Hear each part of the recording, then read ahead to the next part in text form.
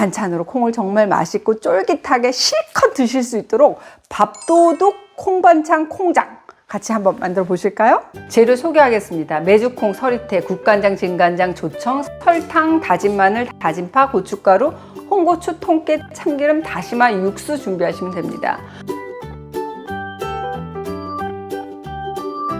저는 이 메주콩하고 서리태 두 가지를 준비했어요. 메주콩 하게 되면 일단 담백하고 고소한 맛이 좀 더 강하고, 서리태는 단맛하고 감칠맛이 좀 더 있더라고요. 두 가지를 비교해 보려고 둘 다 제가 준비를 했습니다. 둘 중에서 내가 하나만 있다, 하나만 하셔도 됩니다. 처음 콩을 고르실 때는 이게 딱딱하고 마른 것들을 골라내 버리시는 게 좋습니다. 그래야지 나중에 혹시라도 이 상할 일이 없이 좀 안심하고 드실 수가 있잖아요. 잘못하면 정말 이 콩 때문에 내 소중한 이가 나가버렸어 하시는 분들도 계세요. 물에 두어 번 흔들어서 조리할 때 이렇게 건져 놓고 물기를 쫙 빼서 준비해 두시면 돼요.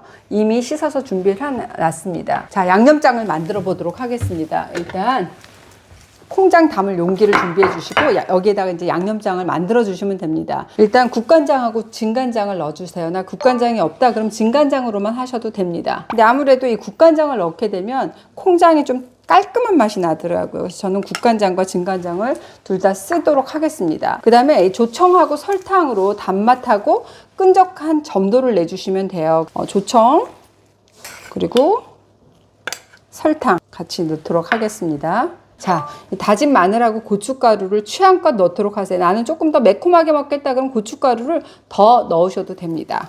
마늘과 고춧가루, 저희는 좀 매콤한 거 좋아하니까 이렇게 넣으시면 되고, 이게 다시마 육수 낸 물이거든요. 이 다시마 육수를 여기 부었잖아요. 감칠맛이 올라가면서 양념 맛이 조금 더 깊어진다고 할 수 있습니다. 그래서 같이 넣어서 이렇게 섞어주시면 돼요. 그리고 간을 보고 조금 짜다 그러면 다시마 육수를 조금 더 넣어주시면 돼요. 저는 한 이 정도만 넣도록 하겠습니다.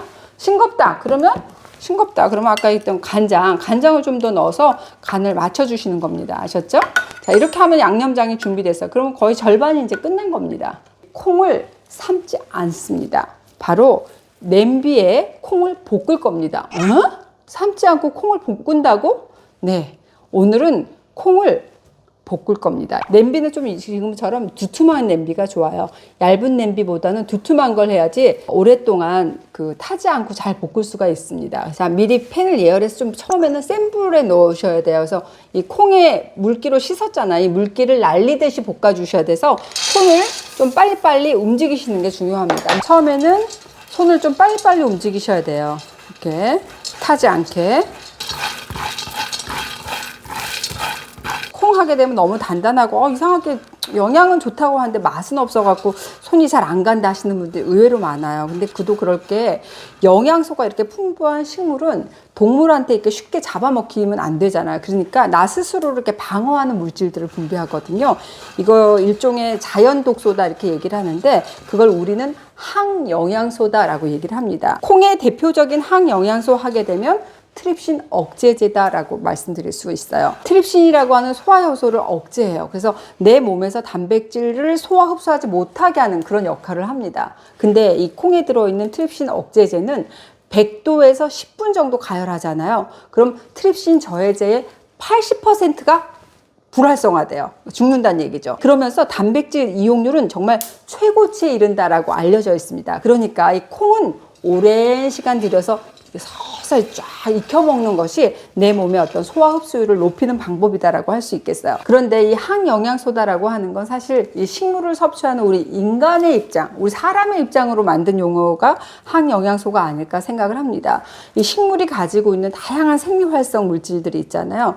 그 중에서 우리가 먹었을 때, 사람이 먹었을 때 건강에 이익하면 유익한 영양소고, 특정 영양소의 소화 흡수를 저해한다든지 먹었을 때 이게 독성으로 작용하면 독성 물질이다, 저해인자가 된다라고 우리가 얘기를 하잖아요. 근데 세상에 좋은 식재료, 나쁜 식재료는 없습니다. 다만 우리 몸에 해로운 성분만 제외하고 이로운 부분만 취하는 방법이 필요할 뿐이죠. 한의학에서는 이렇게 식물이 가지고 있는 항영양소를 좀 무력화시키고 또 약성을 이렇게 끌어올리기도 하고, 때에 따라서는 전혀 반대의 성질을 가지게 하는 방법도 가능합니다. 그걸 바로 우리가 수치를 했다, 법제를 한다라고 얘기를 하는데, 그래서 이런 것들을 여러분들이 알고 또 건강 요리에 적용하실 수 있도록 알려드리려고 이 엉뚱하고 좀 어설픈 바보 손으로 자꾸 요리를 하는 이유가 바로 거기에 있습니다.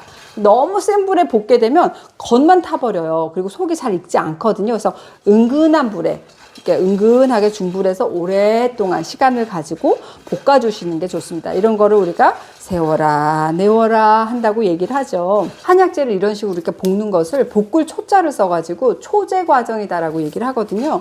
우리가 커피 원두를 초제하는 게 바로 커피 로스팅 했다라고 얘기를 하잖아요. 제가 나중에 그 커피 그린빈 볶지 않은 생도 있잖아요. 이걸 직접 볶아가지고 그걸 초제해서 즉석에서 커피 우리가 우려 마시는 것도 알려드릴게요. 와, 커피 맛이 이런 거였구나 싶을 정도로 잘 볶아갖고 이게 식기 전에 우려내잖아요. 정말 그 한 잔의 풍미가 차원이 다른 풍미라고 할 수 있습니다. 콩 볶는 것도 내가 커피를 정말 풍미 있는 깊은 커피를 로스팅 한다는 그런 마음으로 천천히 여유롭게 이 속까지 잘 익어야 돼. 시간을 충분히 가지고 은근히 볶아주시는 게 중요한 포인트라고 할 수 있습니다. 바로 이 소리입니다. 이렇게 되면 불을 바로 중약불로 낮춰주세요. 낮춰주셔가지고 다시 볶아주시면 돼요. 다시 한번 제가 주의하실 점을 말씀드릴게요. 시간을 가지고 이 속까지 익도록 은근히 볶아주는 게 굉장히 중요해요. 왜냐? 콩 단백질이 소화 흡수가 안 된 채로 우리 장으로 내려가게 되면 특히 체질적으로 대장 점막층이 얇고 예민해져 있는 그런 체질한테는 요거 먹고 나 배 아프고 설사했어요. 어머 나 알레르기가 일어나서 염증 반응을 유발할 수 있기 때문에 충분히 속까지 익게 하는 그 정성이 필요한 겁니다. 잘못하면 이렇게 방귀 뀌다가 물똥 나오는 일이 벌어질 수도 있단 말이에요. 그러니까 속까지 쫙 익게. 근데 아마 이렇게 말씀을 드려도 지금 이 영상 보면서 마음이 불안불안하신 분들 계실 거예요. 아니 이렇게 단단한 콩을 불리지도 않고 볶아가지고 어떻게 반찬으로 먹을지 내 이상하는 거 아니야? 김소영 원장 지금 제대로 하는 거 맞아? 그리고 눈 동그랗게 뜨고 걱정된 눈으로 지금 바라보시는 분들 많으실 텐데 여러분 걱정 안 하셔도 됩니다. 완성된 요리를 맛보시면 정말 이렇게 짭짤하고 쫀득한 식감이 굉장히 매력적인 콩요리를 여러분들이 드실 수가 있을 겁니다. 우리나라 국내 연구진이 쥐눈이콩 있잖아요. 이 쥐눈이콩 조리법에 따라서 이소플라본 같이 생리활성물질의 함량 차이가 어느 정도 있는지 실험한 연구가 있습니다. 근데 그 연구를 보면은 이렇게 저처럼 콩을 볶았을 때 볶은 콩의 생리활성물질 함량이 가장 높았고 그 다음 2등이 압력을 가해서 조리한 콩이었어요. 삶기나 찌기는 요 볶는 거에 비해서 생리활성 물질의 함량이 오히려 낮게 나타났습니다. 까만 콩은 이렇게 속에 청색깔, 푸른 색깔이 보이죠? 껍질이 다 톡톡톡톡 다 터졌고 하얀 메주콩은 어때요? 노랗게 변하면서 이렇게 까맣게 등에 까만 반점들이 다 생겼잖아요. 이 정도 되면 다 익었다라고 생각하시면 좋습니다. 한번 맛을 보세요. 그리고 여러분들이 익었나 안 익었나 중간에 한번 제가 이대로 먹어도 맛있겠어. 일단 덜 익게 되면 비린내가 나요. 그리고 너무 익게 되면 메주 냄새 같은 게 묵은 콩콩한 냄새가 나거든요. 근데 지금은 굉장히 잘 익어서 고소합니다. 이걸 식지 않은 상태에서 부어야지 쫀득한 식감을 유지할 수가 있거든요. 식히지 마시고 그대로 콩이 양념장을 쫙쫙쫙쫙 빨아들이는 소리. 콩이 양념장을 쫙 빨아들이면 그건 말랑말랑해지는 과정이다 생각하시면 돼요. 근데 주의할 점은 식지 않은 상태에서 콩이 식지 않은 상태에서 부어야지 그 쫀득한 식감을 살릴 수 있다는 거 그것만 꼭 기억하세요.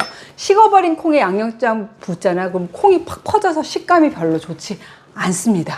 콩이 이렇게 뜨거운 상태의 볶은 콩을 딱 넣었더니 이 양념장을 쫙 빨아들였어요. 그래서 내가 조금 육수가 부족하다 그러시면 제가 말씀드린 다시마 육수나 생수 없으면 생수를 부으셔도 됩니다. 그래서 좀 자박자박해질 때까지 이렇게 콩을 뚜껑 닫고 냉장실에서 4시간만 이제 4시간 정도가 지났어요. 아까 그 콩이 어떻게 됐는지 이제 확인해 드릴게요. 콩이 물을 다 먹었을 때 콩이 양념장을 다 먹어버렸네요. 찰방찰방했던 물은 어디로 다 가버리고 콩이 이렇게 지금 보시면 통통해졌죠.